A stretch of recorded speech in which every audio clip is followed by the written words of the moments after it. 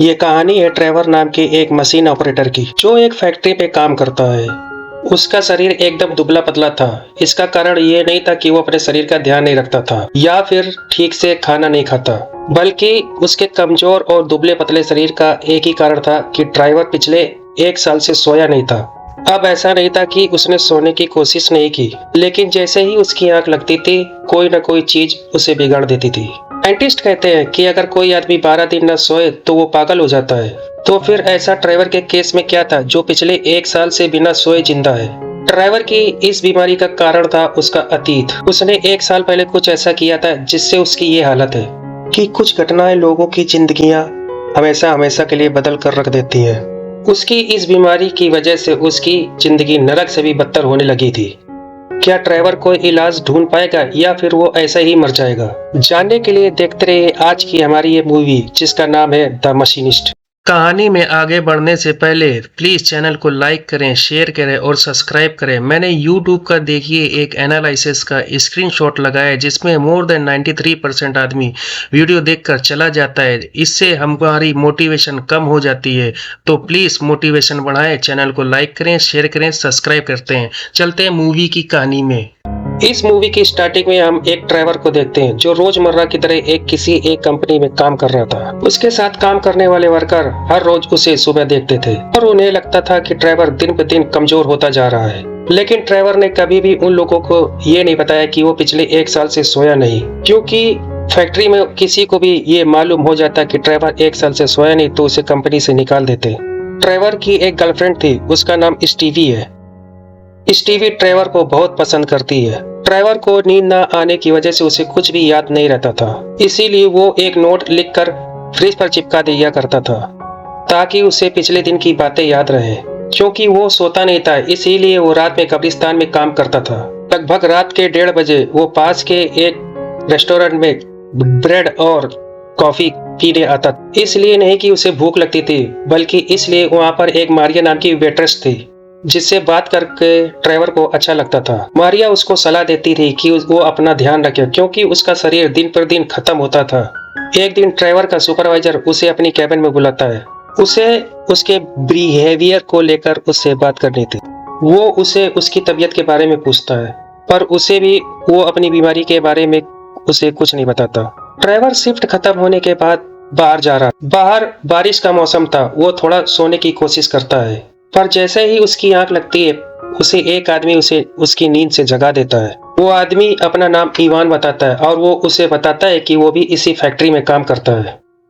Driver उसे अपनी factory में कभी भी उसे काम करते हुए नहीं देखा था। अगले दिन ड्राइवर फिर काम पर आता है। वो मिलर नाम के एक आदमी की मशीन ठीक करने में हेल्प कर रहा था, पर तभी ड्राइवर की नजर इवान के ऊपर जाती है। इवान अजीब से इशारे करता है, जिसे ड्राइवर देखकर उसको थोड़ा अजीब सा लगा। वो गलती से मशीन को स्टार्ट कर देता है। इसकी वजह से मिलर का हाथ मशीन में फंस गया था। सभी लोग उसे बचाने की कोशिश करते हैं, पर उसका हाथ पूरा कट गया था। पर तो डर के मारे पूरा सहम गया था। उसकी गलती के कारण एक आदमी को उसका हाथ गंवाना पड़ा। वो बहुत घबराया हुआ था कि उसके ऊपर कोई कानूनी कार्रवाई ना हो। वो हमेशा की तरह मारिया से मिलने आता है और उसे मालूम पड़ता है मारिया अपने बच्चे को हमेशा की तरह मदर्स डे पर उसे घुमाने ले जा रही है। मारिया ट्रेवर्स को भी अपने साथ चलने को कहती है। अगले दिन हम देखते हैं कि कोई भी फैक्ट्री में ट्रेवर से बात नहीं कर रहा था, क्योंकि हर दिन उसकी बिगड़ती हुई दिमागी हालत को देखकर सब लोग उससे ट्रेवर से डरने लगे।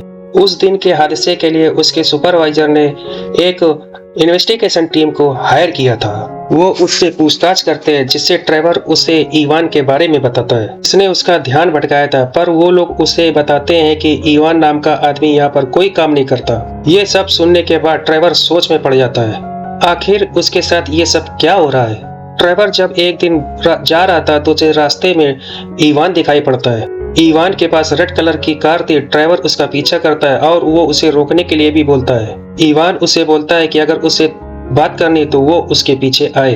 ड्राइवर उसके साथ क्लब में जाता है और वो उसके ऊपर बहुत गुस्सा था, क्योंकि उसके वजह से उसका ड्राइवर काम से हटा था। इवान बोलता है, इसका दोष मुझे ना दो, क्योंकि मशीन को तुमने स्टार्ट किया था, इसीलिए ये तुम्हारी प्रॉब्लम है, ना कि मेरी। ड्राइवर उससे पूछता है कि तुम्हें कंपनी में कोई जानता क्यों नहीं, पर इवान उसका कोई जवाब नहीं देता और वो बाथरूम जाने लगता है। पर ड्राइवर देखता है कि वो अपना वॉलेट भूल गया था। ड्राइवर को उसके अंदर एक फोटो मिलती है जो उसके सहकर्मी के साथ उसके साथ फिशिंग कर रहा था। ड्राइवर अभी खुश था क्योंकि उसे फाइनली एक सबूत मिल गया है कंपनी में साबित करने का कि इवान नाम का आदमी कंपनी में काम करता है। वो देर रात को अपने कलीग को फोन करता है और उसके और इवान के बारे में सुपरवाइजर को बताने की धमकी देता है, पर उसका कलीग उसको बेवकूफ समझकर उसका फोन काट देता है। ड्राइवर एक फ्रिज पर एक नोट देखता है और वो नोट को देखकर घबरा गया था क्योंकि उसने ये नोट नहीं लिखा था और हर कोई एक नोट लिखकर फ्रिज पर रोज चिपका जाता है। ये सब देखकर ड्राइवर स्टीवी के पास भाग कर आता है क्योंकि उसे बात कर उसे सुकून मिलता था। अगले दिन वो मारिया और उसके बेटे के साथ अम्यूजमेंट पार्क में घूमने के लिए जाता है, लेकिन जब वो दोनों की फोटो खींच रहा था उसे अपना बचपन याद आने लगता है क्योंकि वो भी कभी अपने माँ के साथ वहाँ पर आया करता था। मारिया के बेटे को एक राइड पर ले जाता है। वो राइड उसके बच्चों के उम्र के लिए नहीं था। बच्चा उस राइड से बहुत डर गया था जिससे उसे मिर्गी के दौरे पड़ने लगे थे। ड्राइवर तुरंत ही उसे बाहर निकाल लेता है। वो इसकी हालत का जिम्मेदार अपने आप को मानता था, पर मैरी उसे समझाती ये बीमारी उसे बचपन से है, उसे कुछ नहीं होगा, वो ठीक हो जाएगा। ड्राइवर मारिया के घर पर वैसा ही नोट देखता है जैसे कि उसके घर पर किसी ने नोट चिपकाया था। उसे लगा कि कोई उसका पीछा कर रहा है। वो तुरंत घर आ जाता है और नोट को निकालता है और अधूरे हुए अक्षरों को वो पूरा करता है, लेकिन हर बार हमेशा अलग अलग अक्षरों का अलग अलग मतलब निकल कर आता था।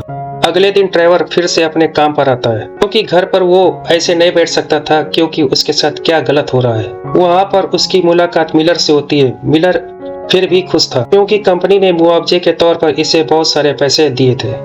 ड्राइवर मिलर से माफी मांगता है और मिलर भी बड़ी आसानी से ड्राइवर को माफ कर देता है। ड्राइवर फिर अपने काम पर जाता है और जिस मशीन पर वो काम कर रहा था वो मशीन अचानक से स्टार्ट हो जाती है और ड्राइवर का हाथ उसमें फंस जाता है। वो मदद के लिए आवाज लगाता है मगर कोई उसकी आवाज नहीं सुनता है। किसी एक टूल की मदद से वो मशीन को जाम कर देता है और इस तरह उसका हाथ कटते कटते बच जाता है। ड्राइवर को लगा कि उसके खिलाफ ये एक साजिश थी, फिर वो सभी से हाथापाई करने लगता है। सभी लोग उसे पागल समझते हैं और उसका सुपरवाइजर इस बर्ताव के लिए हमेशा के लिए उसे कंपनी से निकाल देता है। ड्राइवर परेशान होकर स्टीवी के पास जाता है मगर वो वहां पर जाकर देखता है कि उसे बुरी तरीके किसी और ने मारा था। उसकी हालत देखकर ड्राइवर अपने बारे में उसको कुछ नहीं बताता। ड्राइवर की अब जॉब जा चुकी थी, अब उसके अनसुलझे जवाबों के पास बहुत सारा टाइम था। एक दिन रात में जागकर वो फ्रिज की ओर देख रहा था कि उसके फ्रिज पर कौन नोट चिपका कर भाग जाता है। बहुत देर तक इंतजार करने के बाद भी वहाँ पर कोई कुछ नहीं आता है। कुछ देर बाद मकान मालिक उसे बताने आती है कि उसके कमरे से बहुत बड़ी स्मेल आ रही है। जब ड्राइवर अपने फ्रिज को देखता है उसमें बहुत सारा खून निकल रहा था। वो उसे खोलता नहीं, पर ड्राइवर को एक नया नोट मिलता है जिसमें फिर से कुछ नए अक्षर लिखे हुए थे। जब वो अक्षरों को जोड़ता है तो उसमें से एक नया नाम मिलता है।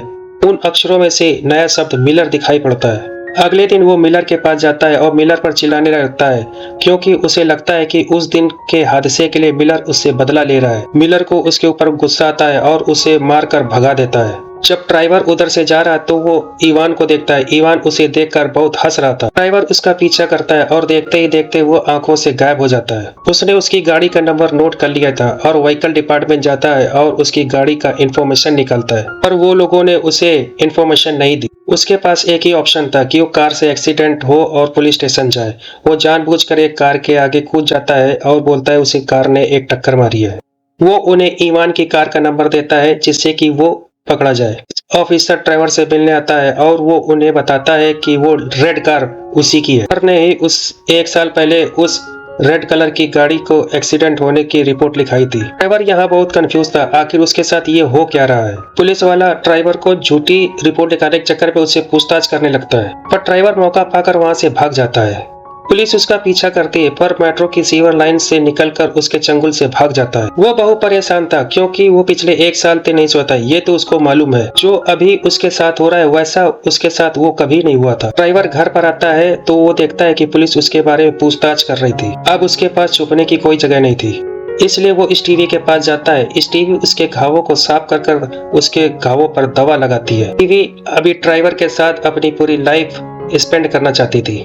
स्टीवी उससे बता रही थी वो आगे क्या करने वाली है, पर ड्राइवर तभी वहाँ पर एक फोटो देखता है जो उसे इवान के वॉलेट से मिली थी। ड्राइवर को लगा कि वो भी इवान के साथ मिली हुई है। वो इवान के बारे में स्टीवी से पूछता है, पर स्टीवी को इवान के बारे में कुछ नहीं मालूम था। टीवी कहती है कि जरा फोटो को ठीक से देखो, इस फोटो में इवान की जगह तुम ही हो। वो उसके ऊपर चिल्लाने लगता है, जिसके बाद स्टीवी उसको गुस्सा करके उसको अपने घर से निकाल देती है। वो इस झगड़े के बाद और भी परेशान हो जाता है, क्योंकि स्टीवी के अलावा उसका कोई नहीं था। उसे लगता है कि वो भी इन सब में मिली हुई है। ट्रेवर मारिया से मिलने एयरपोर्ट जाता है और रोज की तरह ऑर्डर करता है, पर इस बार उसे वहाँ मारिया दिखाई नहीं देती। वहाँ एक दूसरी वेट्रेस आती है, उसे मारिया से ही बात करनी थी। वेट्रेस उसे बताते कि हर रात उसे ही वो ऑर्डर सर्व करती है और यहाँ मारिया नाम की कोई स्टाफ नहीं है। पर उसके ऊपर भी गुस्सा होकर चिल्लाने लगता है और आसपास के लोग उसे पागल की नजर से देख रहे थे। वो वापस जाने लगता है तो फिर से वो इवान को देखता है। उसे इवान को किसी भी हालत में पकड़ना था। वो उसका पीछा करता है। वो देखता है कि उसके घर के अंदर ही इवान जा रहा है। इवान के साथ एक बच्चा था। ड्राइवर देखता है कि वो मारिया का ही बच्चा था।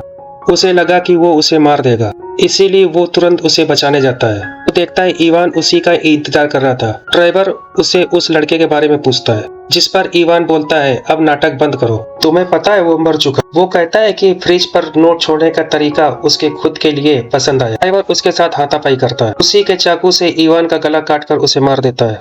लेकिन वो देखता है वहाँ पर कोई लड़का नहीं था। वो दोबारा से अपने फ्रिज की ओर आता है। फ्रिज खोलता है तो उसमें देखता है कि उसमें बहुत सारी मछलियाँ मिलती है। उस फ्रिज को ड्राइवर ने पिछले 1 साल से नहीं खोला था। इसकी वजह से फ्रिज से बहुत गंदी बदबू आ रही थी। ड्राइवर इवान की लाश को लपेटकर एक नदी के किनारे आता है ताकि वो उसकी लाश को ठिकाने लगा सके।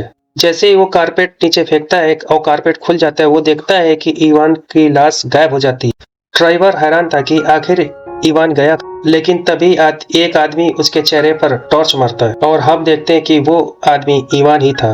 पता नहीं कैसे दोबारा से जिंदा हो गया। इवान कहता है कि अब समय आ गया है उसके सवालों के जवाब देने का। ड्राइवर धीरे धीरे याद आने लगता है कि ये सब उसके साथ क्यों हो रहा था। इन सब की शुरुआत हुई थी 1 साल पहले। ड्राइवर एक आम इंसान था। वो भी बाकी लोगों की तरह खुश रहता था। लेकिन एक दिन जब वो अपने काम से लौट रहा था तो उसने एक बच्चे को अपने कार के नीचे कुचल दिया था। वो बच्चा और कोई नहीं, मारिया का ही बेटा था। ड्राइवर को उस समय समझ में नहीं आया कि क्या, इसीलिए वो उसी बच्चे को मरता हुआ छोड़कर वहीं से भाग गया। लेकिन उसे क्या पता था कि उसके बाद उसकी जिंदगी नरक से भी बदतर हो जाएगी। ड्राइवर बेशक कभी नहीं पकड़ा गया, मगर उसे इस बात का हमेशा दुख था कि उसने एक मासूम बच्चे की जान ली है। धीरे धीरे पछतावे में बदलता गया। रात भर नींद नहीं आती थी, जिसकी वजह से वो चीजों को भूलने लगा। दिमाग उसका इतना उलझा हुआ था कि ड्राइवर को याद दिलाता था कि उसने किसी एक बेकसूर की जान ली। उसके दिमाग ने मतगणत आदमी के एक उपज इवान को बनाया, जिससे कि इवान उसे बताता रहता था कि उसने बच्चे के साथ क्या किया। उस फोटो में कलीग के साथ इवान नहीं बल्कि ड्राइवर खुद था। बल्कि अपनी बीमारी के चलते ही ड्राइवर को खुद इवान ही दिखाई देता था। ड्राइवर उस एयरपोर्ट के रेस्टोरेंट में जाकर बैठा रहता था और धीरे धीरे उसे उस बच्चे की माँ भी दिखाई देने लगी, जिसे उसने उस एक्सीडेंट के समय देखा था। ड्राइवर उस हादसे को भूलने की कोशिश करता था, मगर उसका दिमाग छोटी छोटी चीजों को जोड़कर उसको याद दिलाता था कि उसने कुछ गलत किया। ड्राइवर दोबारा सब कुछ याद कर रोने लगता और वो फ्रिज के नोट को पूरा करता है और उसका मतलब निकल कर आता है किलर अपनी हत्यारा। ड्राइवर समझ गया था कि अब वो भाग नहीं सकता, इसलिए वो सुबह उठकर पुलिस स्टेशन जाता है और अपने गुनाह को कबूल कर लेता है। आज उसके साथ वो हुआ जो पिछले 1 सालों में उसके साथ नहीं हो पाया था और चैन की नींद सो पाया। ड्राइवर की कहानी हमें ये बताती कि पछतावा हमें कहीं नहीं लेके जाता, चाहे वो पछतावा बड़ा हो जैसे ड्राइवर के केस में था, या फिर छोटे से छोटे हम हमेशा अपनी जिंदगी में करते हैं। आखिर में पछतावा करने से कुछ नहीं होता, यही है कि हम अपनी जिंदगी में सही फैसले लें, जैसा कि ड्राइवर ने किया। और इसी के साथ ये मूवी यहीं पर खत्म हो जाती है। अगर ये मूवी आपको अच्छी लगी हो तो प्लीज चैनल को लाइक करें, शेयर करें और सब्सक्राइब करें।